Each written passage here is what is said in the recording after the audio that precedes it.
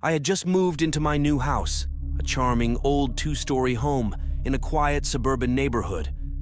The place had character, with its creaky wooden floors and antique fixtures. It was exactly what I had been looking for, a fresh start after a rough few years. My first few weeks there were peaceful, filled with unpacking and getting to know my new neighbors. One night, after a long day of work, I decided to relax with a movie. I settled onto the couch with a bowl of popcorn and turned off the lights. The house was cozy, and I felt a sense of contentment that had been missing for a long time. As the movie played, I drifted off to sleep. I woke up to the sound of a floorboard creaking upstairs. I sat up, heart pounding, straining to hear. Silence. I told myself it was just the house settling, but the uneasy feeling lingered. I turned off the TV and made my way upstairs to my bedroom, double-checking the locks on the doors and windows as I went. In bed, I lay awake for a while, listening to the sounds of the house. Eventually, exhaustion took over, and I fell into a restless sleep. Around 3 a.m., I woke up again to a soft thud coming from downstairs. I held my breath, listening intently. The house was silent once more, but this time I couldn't shake the feeling that something was wrong. The next morning, I decided to check the house thoroughly. I noticed that a few things were out of place, nothing major, just small things like a picture frame slightly askew or a book that had fallen off the shelf. I chalked it up to my imagination and a bit of clumsiness, but I couldn't shake the feeling of being watched. That evening, I installed some security cameras around the house, hoping it would give me peace of mind.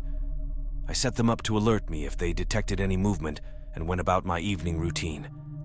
I made dinner, watched some TV, and headed to bed, trying to convince myself that everything was fine. Around midnight, I was jolted awake by a notification on my phone. Movement detected. My heart raced as I grabbed my phone and opened the security app. The camera feed showed the living room, and at first, everything seemed normal. Then I saw it, a shadow moving across the room, too distinct to be a trick of the light. Panicking, I dialed 911 and whispered to the operator that there was someone in my house. They told me to stay on the line and lock myself in a room. I grabbed a baseball bat from under my bed and quietly locked the bedroom door, trying to stay calm. The operator assured me that the police were on their way. As I waited, I listened to the sounds coming from downstairs. I could hear faint footsteps and the rustling of papers. My mind raced with fear and confusion. Who was in my house, and what did they want? The minutes felt like hours as I waited for the police to arrive. Suddenly, the footsteps grew louder, and I heard them coming up the stairs. My heart pounded in my chest as I gripped the baseball bat tighter. The doorknob rattled, and I heard a low, menacing voice whisper, "I know you're in there." Just as I felt like I was about to lose my mind, the sound of sirens filled the air. The intruder cursed under their breath, and I heard them bolt down the stairs. Moments later, the police burst through the front door. I stayed locked in the bedroom until they called out, letting me know it was safe. The police searched the house but found no sign of the intruder. They reassured me that they would patrol the area and urged me to stay somewhere else for the night. I packed a bag and went to stay with a friend, my mind racing with the events of the night. Over the next few days, the police investigated but found no leads. The security footage had captured the shadowy figure, but their face was obscured, making identification impossible. The thought of the intruder knowing my home so well haunted me. I installed a more robust security system and took self-defense classes, determined not to be a victim again. Despite the precautions, I couldn't shake the feeling of vulnerability. Every creak and thud in the night set me on edge, and sleep became a distant memory. Months passed, and while the fear never completely left, I began to feel a bit more secure. I connected with my neighbors who were supportive and vigilant. Slowly, I reclaimed my home and my sense of peace. The intruder had taken my sense of safety, but I refused to let them take my life. One evening, as I sat on the porch with a cup of tea, watching the sunset, I felt a renewed sense of strength. The horror of that night had changed me, but it hadn't broken me. I was determined to move forward, stronger and more aware.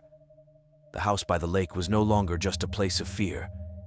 It had become a symbol of my resilience and my refusal to be defined by that night of terror. And though the shadows of the past still lingered, I faced them with a new sense of courage and determination.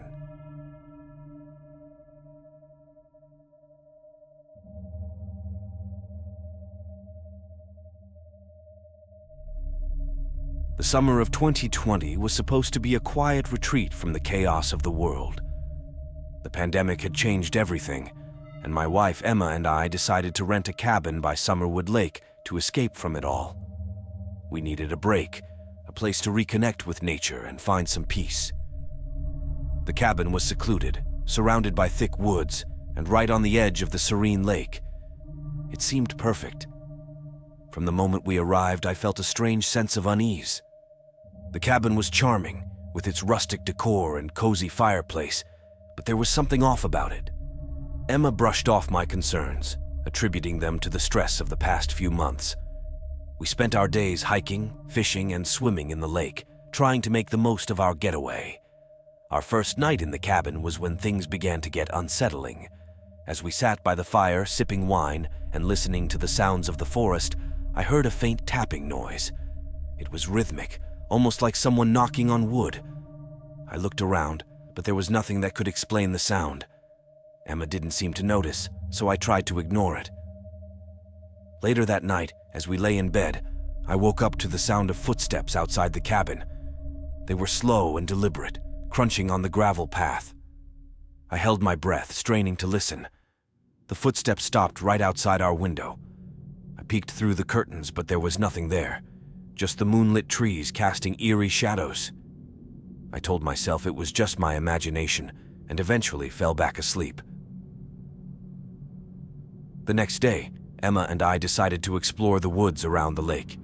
We came across an old, abandoned shed, partially hidden by overgrown bushes.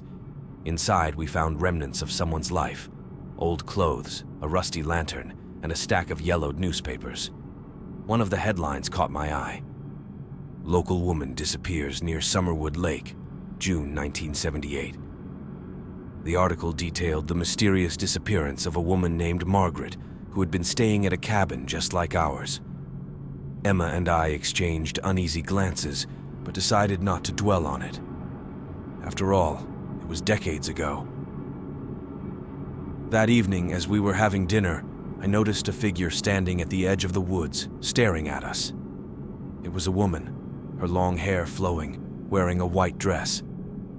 I pointed her out to Emma, but when she turned to look, the figure was gone. Emma insisted it was just my imagination, but I couldn't shake the feeling that we were being watched. That night, I had a vivid nightmare. I was standing by the lake, and the water was eerily still. Suddenly, a hand reached out from the depths, grabbing my ankle and pulling me under. I struggled, gasping for breath, as the face of the woman in white appeared before me, her eyes filled with sorrow and anger. I woke up drenched in sweat, my heart pounding. Emma tried to comfort me, but I could see the fear in her eyes too. She admitted she had been having strange dreams as well, dreams of being lost in the woods, chased by something she couldn't see. We both decided it was time to leave the cabin, but we had already paid for a week, and the thought of packing up in the middle of the night seemed daunting. We agreed to leave first thing in the morning. As we prepared for bed, the tapping noise returned, louder this time. It seemed to be coming from the walls of the cabin. Emma and I searched everywhere but found nothing. The footsteps outside started again, circling the cabin. We were both on edge, clutching each other tightly. Around midnight, the power went out, plunging the cabin into darkness.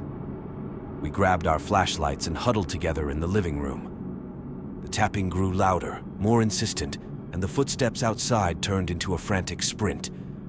Then, we heard a voice, a whisper, calling my name. James. James. I felt a cold hand on my shoulder and spun around, but there was no one there. Emma screamed, pointing to the window. The woman in white was there, her face pressed against the glass, her eyes wide and unblinking. She mouthed something, but we couldn't hear her. "Leave. Now." We didn't need any more convincing. We grabbed our bags and bolted out of the cabin. As we drove away, the cabin's lights flickered back on, illuminating the woman standing on the porch, watching us leave. We didn't stop driving until we reached the nearest town. We later learned that several people had experienced strange occurrences at Summerwood Lake over the years. Some said it was haunted by the spirit of Margaret, the woman who disappeared in 1978. According to local legend, she had drowned in the lake, and her restless spirit now wandered the area, seeking help to find peace. Emma and I never returned to Summerwood Lake. The experience left us shaken, a reminder that sometimes the past never truly stays buried. We found peace eventually, but every now and then I hear that faint tapping sound in the quiet of the night, and I wonder if Margaret is still out there, waiting for someone to help her find her way home.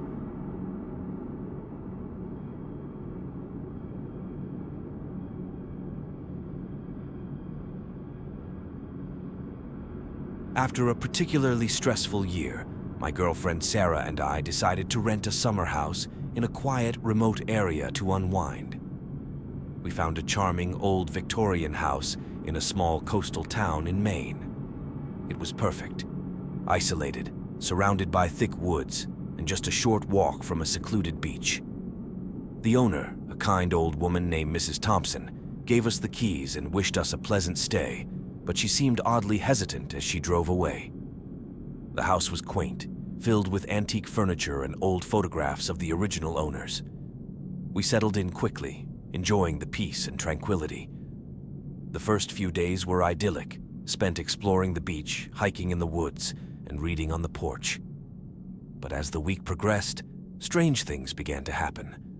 On our first night, we heard faint footsteps upstairs. I brushed it off, thinking it was just the house settling. But then, in the middle of the night, I woke up to the sound of soft whispering. It seemed to come from the walls, echoing through the old house. Sarah was still asleep, so I didn't wake her. I lay there, trying to convince myself it was just my imagination, but sleep didn't come easily. The next morning, I mentioned the noises to Sarah. She laughed it off, suggesting it was probably just the wind or the old pipes. We spent the day exploring the nearby town, enjoying the local seafood and charming shops. By the time we returned to the house, I had almost forgotten about the previous night's disturbances. That night, things took a darker turn. As we were getting ready for bed, the lights flickered and went out. I grabbed a flashlight and went to check the fuse box, but found nothing wrong. Suddenly, Sarah screamed from the bedroom. I ran back to find her staring at the mirror. Written in the condensation was a single word: leave. I felt a chill run down my spine. Sarah was visibly shaken, but I tried to stay calm. "It's just a prank," I said, though I didn't believe it myself. We decided to stay together in the living room, too scared to sleep in the bedroom. Around 3 a.m., we heard the whispers again. This time they were louder, almost pleading. We couldn't make out the words, but the desperation in the voices was unmistakable. Then came the footsteps, slow, deliberate, and getting closer.